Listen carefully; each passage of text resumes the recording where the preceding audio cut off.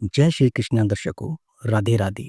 दर्शकों, माँ गंगा, जी हाँ, वही माँ गंगा जिसमें स्नान करने से न जाने कितने लोगों को कई पापों से मुक्ति मिलती है। भारत भूमि संसार में अकेली ऐसी भूमि है जहाँ प्रकृति के निर्माण में शामिल पांचों तत्वों को ईश्वरीय तत्व का दर्जा मिला हुआ है। भारत की भूमि पर बहने वाली सभी नदियां और जल के सभी स्तोत्र वरुण देव का स्वरूप है। इसी तरह अपने जल से धरती के विशाल भूभाग को सींचकर हर प्राणी की प्यास बुझाने वाली नदियां भी माता कहलाती हैं। इन सभी नदियों में माँ गंगा को सबसे ऊंचा दर्जा मिला हुआ है। देवी और माँ के रूप में प्रतिष्ठित गंगा सिर्फ देवलोक से उतरने के कारण ही पवित्र नहीं कहलाई, बल्कि उनके साथ ऋषियों और मुनियों के वरदान भी जुड़े हैं। मान्यता है कि देवी को मिले ये वरदान उनमें स्नान करने वाले लोगों को भी मिल जाते हैं। हिमालय की गोद से निकलने के बाद उत्तर के मैदानों को सींचती हुई गंगा जब बंगाल की खाड़ी में गिरती है तो इस सफर के दौरान लोगों की आस्था उन्हें कई नामों से पुकारती है। यह नाम गंगा के जल की पवित्रता को और अधिक बढ़ाते हैं। आपने देखा होगा कि गंगा स्नान का महत्व कितना होता है, और गंगा महत्व का स्नान इसलिए भी है ताकि मनुष्य पानी की तरह सरलता और तरलता की को सीखे। उसका सारा अभिमान नदी की धारा के साथ बह जाए, और जब वह घाट से बाहर निकलकर सामाजिक जीवन में पहुंचे तो एक ईमानदार और समझदार मनुष्य बनकर पहुंचे। गंगा की यही शिक्षाएं उनके कई नामों से जुड़ी है। पुराण कथाओं से लेकर लोक कथाओं तक माँ गंगा की महिमा अलग अलग नामों में बताई गई है। ब्रह्मा के कमंडल से निकलने के कारण उन्हें ब्रह्म कन्या कहा जाता है। भगवान विष्णु के चरणों में निवास के कारण वह विष्णुपदी कहलाती है। हिमालय की पुत्री होने के कारण उनका एक नाम हिमसुता भी है। तो देवताओं के स्वर्ग में बहने के कारण वह देव नदी भी पुकारी जाती है। तीनों लोकों में उनका धाराओं के भाव के कारण वह त्रिपतका बन जाती है, और जब भगवान शिव उन्हें अपनी जटा में स्थान देते हैं तब गंगा जटाशंकरी कहलाती है।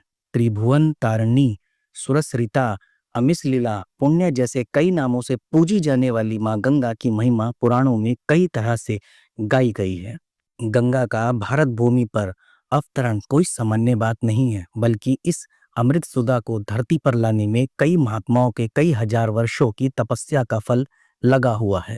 पुराण कथाओं में दर्ज है कि राजा सागर के 60,000 पुत्र जो महर्षि कपिल के श्राप से भस्म हो गए थे, उनकी अकाल मृत्यु और मृत आत्माओं की शांति के लिए मां गंगा को धरती पर लाना जरूरी था।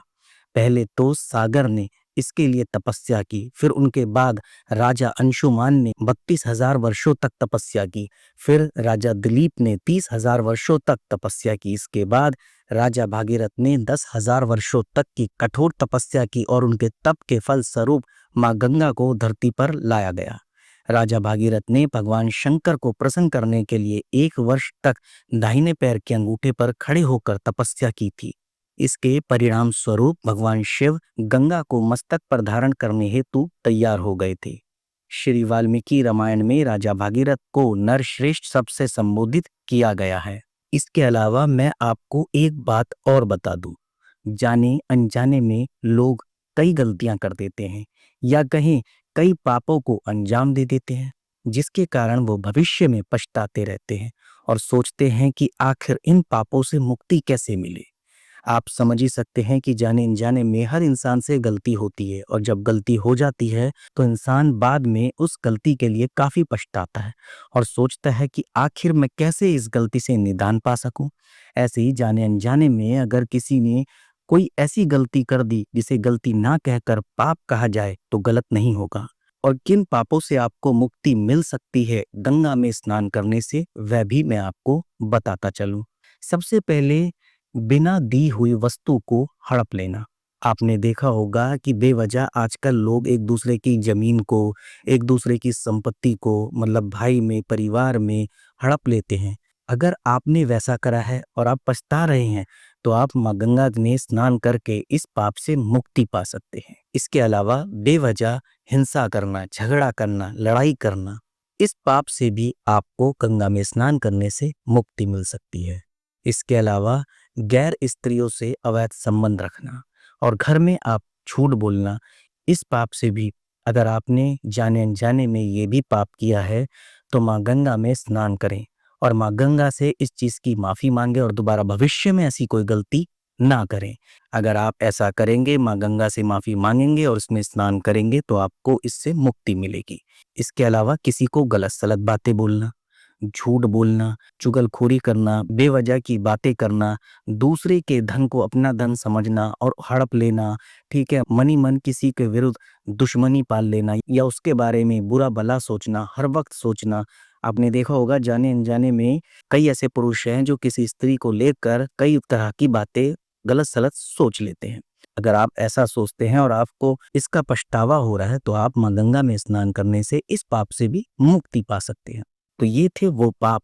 अगर आपने जाने अनजाने में इस प्रकार से कोई भी जो मैंने बताए पाप को अंजाम दिया है तो आप माँ गंगा में स्नान करें। लेकिन याद रखें भविष्य में आप दोबारा इस तरह की गलती कहें या पाप कहें ना करें, क्योंकि अगर आप ये सोचें कि हम ऐसा करते रहेंगे और गंगा में स्नान करते रहेंगे और हमें मुक्ति मिलती रहेगी तो ऐसा भी नहीं है।